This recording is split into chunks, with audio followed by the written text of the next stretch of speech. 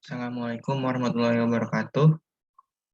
Perkenalkan, nama saya Adi Sutisna dengan NIM 3411191042 dari kelas DSEA. Saya di sini akan mengerjakan tugas minggu ke-6 mata kuliah manajemen proyek. Yang pertama ada Scrum akan Accountabilities. Terus ada Scrum Master. Scrum Master bertanggung jawab untuk membangun Scrum seperti yang didefinisikan dalam Scrum memandu. Mereka melakukan ini dengan membantu semua orang memahami teori dan praktik Scrum, baik di dalam tim Scrum maupun di organisasi. Scrum Master bertanggung jawab atas efektivitas tim Scrum. Mereka melakukan ini dengan memungkinkan tim Scrum untuk meningkatkan praktik dalam kerangka Scrum. Scrum organisasi, Scrum Master adalah pemimpin sejati yang melayani tim Scrum dan organisasi yang lebih besar. Scrum Master membantu mereka yang berada di luar tim Scrum memahami yang mana dari mereka berinteraksi dengan tim Scrum adalah bermanfaat dan mana yang tidak. Scrum Master membantu semua orang yang mengubah interaksi ini menjadi memaksimalkan nilai yang diciptakan oleh Scrum.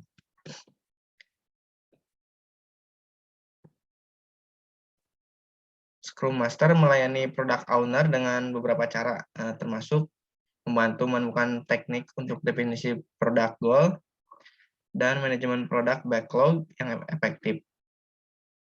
Nah, selanjutnya membantu Scrum Team memahami kebutuhan akan produk backlog item yang jelas dan ringkas. Lalu untuk membantu menetapkan perencanaan produk empiris untuk lingkungan yang kompleks dan memfasilitasi kolaborasi dengan pemangku kepentingan sesuai permintaan atau kebutuhan. Di dalam hal ini, Scrum Master yang akan mengatur dan memastikan bahwa interaksi dengan pemangku kepentingan tidak mengganggu produktivitas developers. Scrum Master melayani organisasi dengan beberapa cara, termasuk memimpin, melatih, dan membimbing organisasi dalam penerapan Scrum. Selanjutnya merencanakan dan memberi nasihat tentang implementasi Scrum dalam organisasi. Selanjutnya membantu karyawan dan pemangku kepentingan memahami dan memperlakukan pendekatan empiris untuk lingkungan pekerjaan yang kompleks dan menghilangkan hambatan antara pemangku kepentingan dan tim Scrum. Selanjutnya ada Product Owner. Product Owner bertanggung jawab atas memaksimalkan nilai produk yang dihasilkan dari kerja sama tim Scrum. Bagaimana ini dilakukan dapat sangat bervariasi di seluruh organisasi, Scrum Team dan individu. Produk pemilik juga bertanggung jawab atas produk yang efektif, manajemen backlog artinya yang meliputi mengembangkan dan mengkomunikasikan secara eksplisit tujuan produk. Selanjutnya membuat dan mengkomunikasikan produk dengan jelas item backlog. Lalu memesan item produk backlog dan memastikan bahwa produk backlog adalah transparan, terlihat, dan dapat dipahami. Product owner dapat melakukan pekerjaan-pekerjaan yang sudah tertera secara mandiri atau dapat mendelegasikan tanggung jawab kepada orang lain. Terlepas dari itu, product owner tetap akuntabel terhadap produk backlog, item, dan produk goal tadi. Agar produk owner dapat berhasil dalam melaksanakan tugasnya, seluruh organisasi harus menghormati keputusan yang diambilnya. Keputusan ini terlihat dalam konten dan urutan produk backlog item dan meliputi penambahannya. Yang dapat diperiksa di sprint review, product owner adalah satu orang, bukan komite, pemilik produk dapat mewakili kebutuhan banyak pemangku kepentingan ini di produk backlog. Mereka yang ingin mengubah produk backlog dapat melakukannya dengan mencoba meyakinkan produk owner. Produk owner adalah satu-satunya orang yang bertanggung jawab untuk mengelola produk backlog. Manajemen produk backlog meliputi mengekspresikan produk backlog item dengan jelas, mengatur item dalam produk backlog untuk mencapai tujuan dan misi terbaik.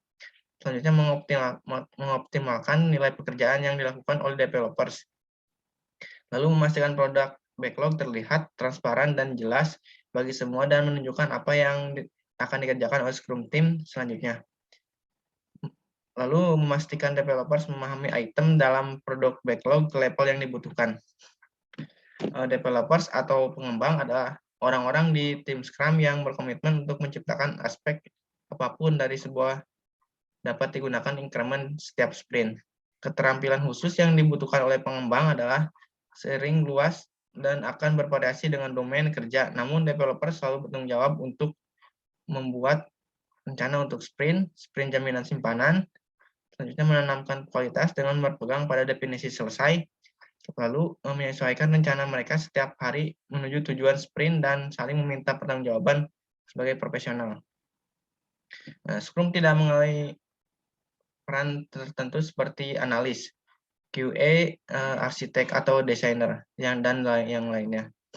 Bukan berarti peran ini tidak ada di Scrum, tetapi Scrum hanya mengenali semua peran ini sebagai developers. Mereka bekerja sama untuk mengembangkan produk yang produk owner minta. Sekat-sekat tersebut dirobohkan, Scrum tidak pernah mendefinisikan peran yang lebih spesifik daripada para developer tersebut, karena produk yang dikembangkan oleh tim manapun tidak pernah sama.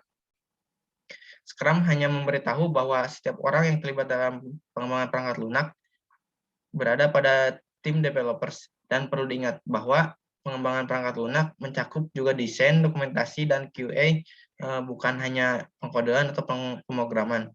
Untuk mempermudah pemahaman, istilah tim pengembangan mengacu pada tim ahli yang bertanggung jawab untuk menyelesaikan perangkat lunak.